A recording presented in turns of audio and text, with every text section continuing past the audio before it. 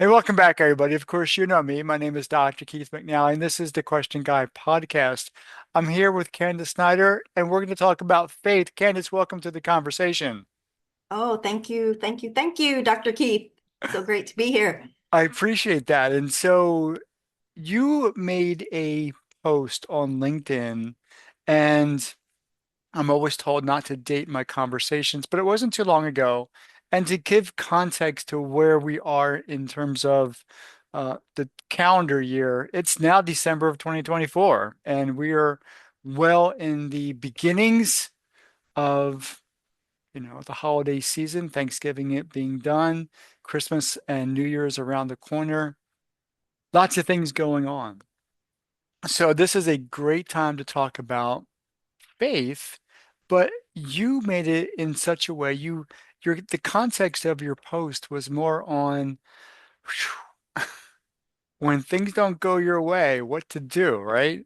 So to get this conversation started, can you talk a little bit about what you were experiencing at the time that allowed you or prompted you to create the post that you did? Sure. So, like most of my posts, like similar to this, it's always something that I'm dealing with, right? I put that right out into the world. People can ask me questions like yourself about like what is going on. So, I know I can't be the only one thinking that you've heard the expression, it's a numbers game, Mhm. right? So it's like the more people you talk to, the more you keep doing something or practicing at something, eventually something will happen, right? So I've been working on, uh, to be completely honest, trying to find a podcast sponsor. I had some things were, kind of in the fire and they burned out. They didn't come to fruition, right? And I was just like spinning my wheels, talking to so many people. I mean, I was having so many conversations that it got to the point where I just had to like let go and have faith that eventually, with the right timing and not being wanting to be in control all the time, that it would happen, that it would come to fruition. And when I look back on my life, there's been so many other instances when I finally had the faith and I let go, things worked out. Yeah. Things absolutely worked out. And I've been through some pretty tough stuff, such as yourself too. So, you know, but it's hard when you're in the moment, when Yeah. you're dealing with the stuff. It's really hard to just say, okay, I give up, I surrender. I'm gonna just put it out to the universe and what, or surrender to God, or however you want to, for yourself, however Mhm. that looks for you, to just put it out there and be like, okay, I give up. I'll just wait and see what happens, and go from there. No, I know when we kind of planned this conversation, I shared with you in 2021 my fifth suicide attempt, and that was because I was holding tight to all of the things I didn't want to lose. And the top of that list was, this house. I had been unemployed for quite a number of months, and nothing was coming to me, nothing at all. My resume was falling flat, my CV wasn't getting anywhere, my network was small.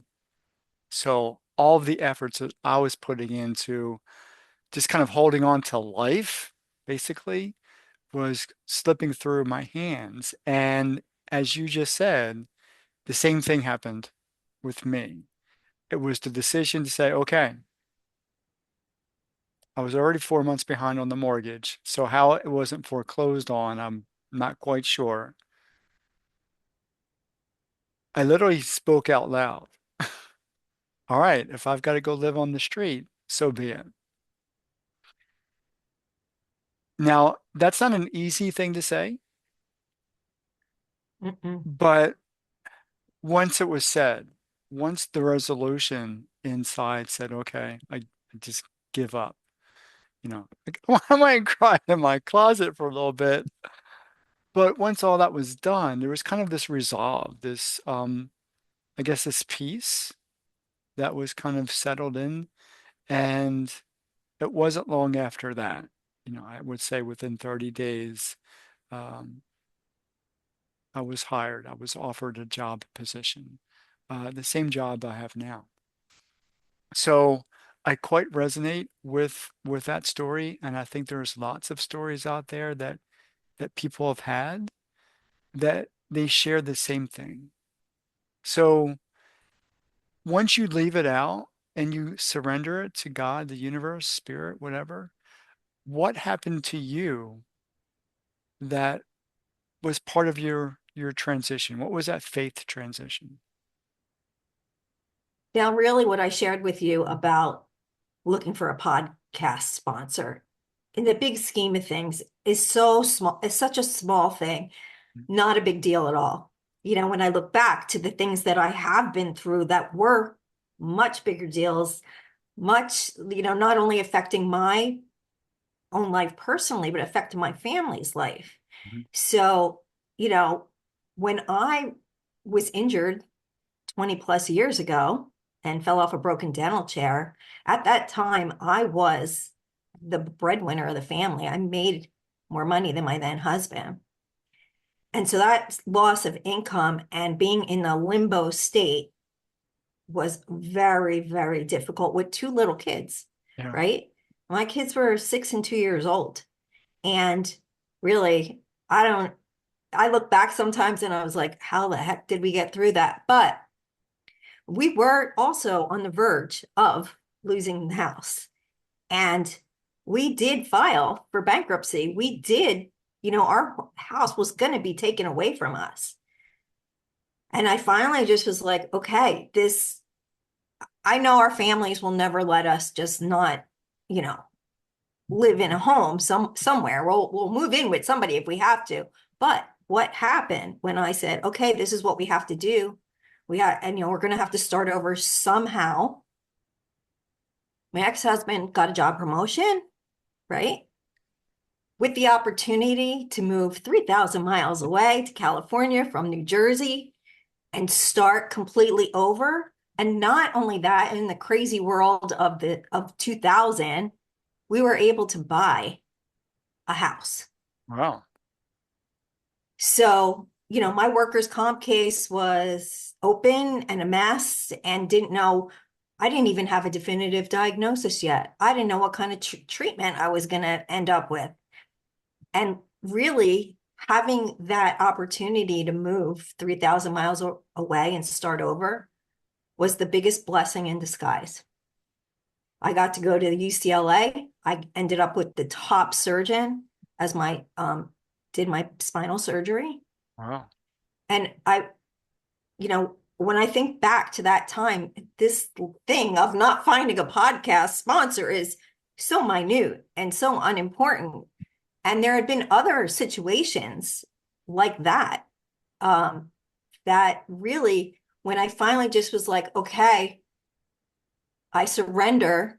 I'm just gonna have faith that it's gonna work out. Things did and do work out. Why is that? Now, I've had, and it's really unique. So at the time of this recording, early December, in the last, really in the last 2 weeks, several of the conversations that I've had offline, so not recorded, have been around this very same idea, this very same topic. People have been sharing with me, as they have been for the past 3 years, those pivotal moments in their life where that aha moment, that release, that let go, and their lives are now changing. And so some of them very much faith-based in ideology. So I won't even talk about religion, but there was a sense that this, what they thought or what they have been living much of their adult life, if not their entire life, hasn't been serving them. It hasn't been this or what has been told to them should be. whether it's prayer, whatever that looks like, it hasn't been serving them. Were not in a place as an adult that they thought they should be. And they gave it up. They literally said, okay, I need to make a transition. I need to think differently. I need to give in and release control over things in my life because it's not helping me. It's not serving me. And when they did that, and this has all been 2024, those people have been receiving blessings, and I'll use that word. They've been receiving new opportunities. They've been making new connections. It's like a whole new world has opened up for them that they didn't even know existed. When we have these connection of a connection of a connection, all of a sudden there's an opportunity. Like, how in the world would that even happen until you let go? You can't because you can't control everything. Honestly, most things We you so want cannot control. to. I know we want to.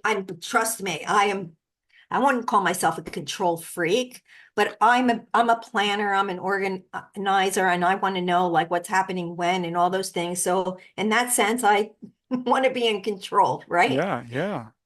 But we can't always be in control. And actually, I think, I live in my own perspective, trying to be in control all the time is not even fun. Like it takes away from like the spontaneity of life, right? Mhm. What other, it's not allowing other things to come in at all. So when you let go and give in to the universe, you are definitely bringing in so much more opportunity.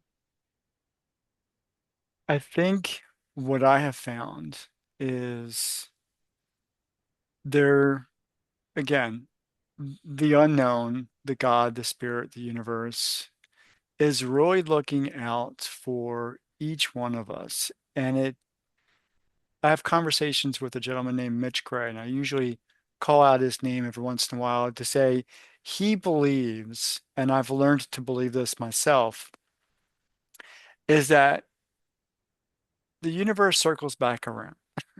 In order to teach each one of us the lesson that we need to learn. Now, for each of us, it's our own lesson. And then, of course, that lessons will mature as we mature.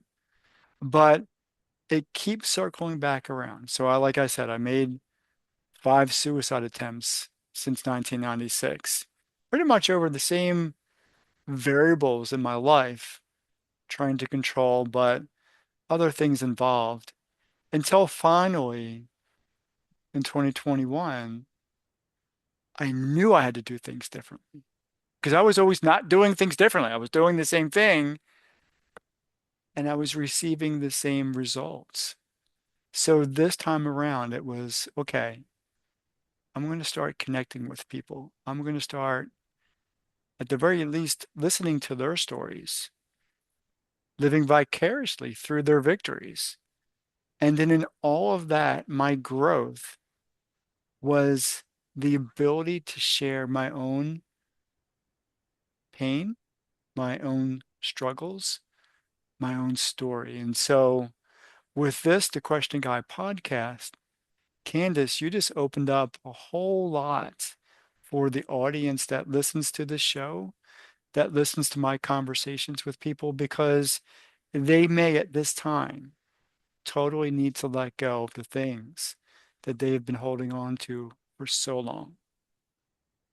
Oh my gosh. If it helps one person, I'll be so grateful. Really. Um, it, I'm 60, right?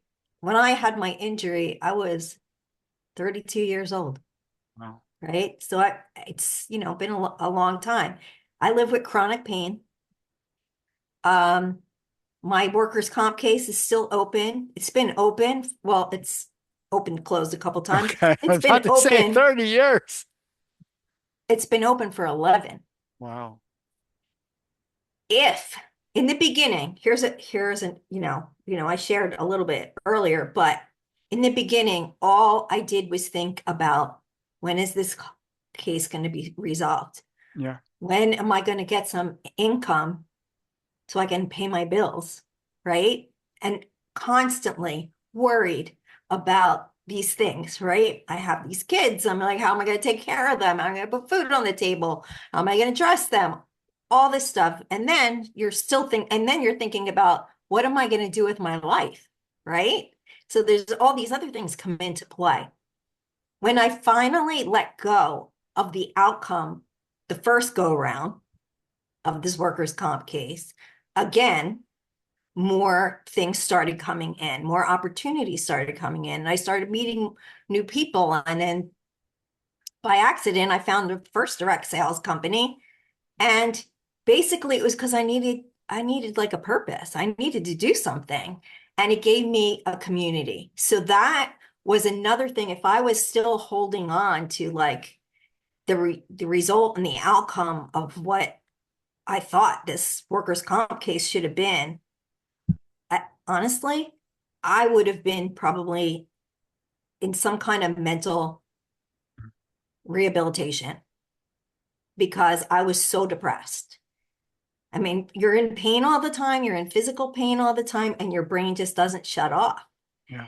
And if I didn't like let go at some point, I always tell people you know, I probably would have been like in a mental hospital. And I say that sincerely because that's how low it was. And I know you understand that. Well, you are not, we are not, and we have found a way to be comfortable not being in control. And you know what? It's a good place to be. And so Definitely. I want to leave the audience with this. And so, Candice, I want to thank you for this conversation. I'm going to close out the Question Guy podcast with this conversation and with this piece of content. I have achieved burnout from all of the many conversations that I've had in the past 3 years. Like I said, after, the fifth suicide attempt, I needed to find purpose and I needed to find a way to live again. And I did find it. I found it in all the conversations that I had. And so I found it very fitting and heartfelt. A thank you for being the Question Guy podcast. Thank you so much. Well, thank you for having me. So for all of you out there who have been watching and listening to my conversations, I'm still going to have them, but I'm going to have them more deliberately. But for the Question Guy podcast, unless God says otherwise, this is the last show. I appreciate all of you, and I wish you all the best. Take care.